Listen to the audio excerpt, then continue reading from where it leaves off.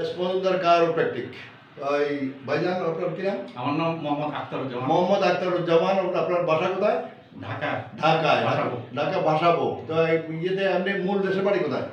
নরসিংদী। নরসিংদী। আপনাদের নরসিংদীতে আমার অনেক রোগী আছে, এটা আপনি চার্জ দিলে পাইবেন।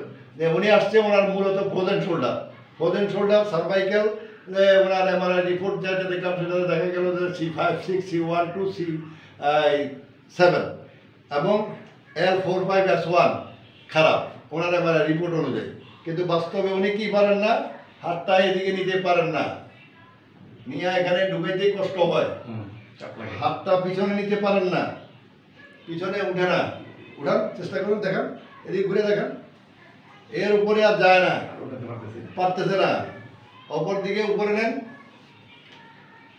হ্যাঁ, উপরে উঠে যেটুকু উঠে এটুকু চলে, এটা কোনো বিষয় না।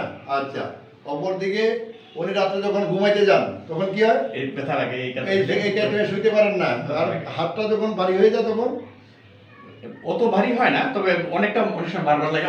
এইভাবে টাইনা উঠে যায় কিনা? অনেক সময় হইলে এরকম এইভাবে টাইনা উঠে যায়। জি, আচ্ছা, তো ঠিক আছে, আমরা চিকিৎসা আমরা শুরু করে নেই। একটু পরে ওনার চিকিৎসা শুরু করবো।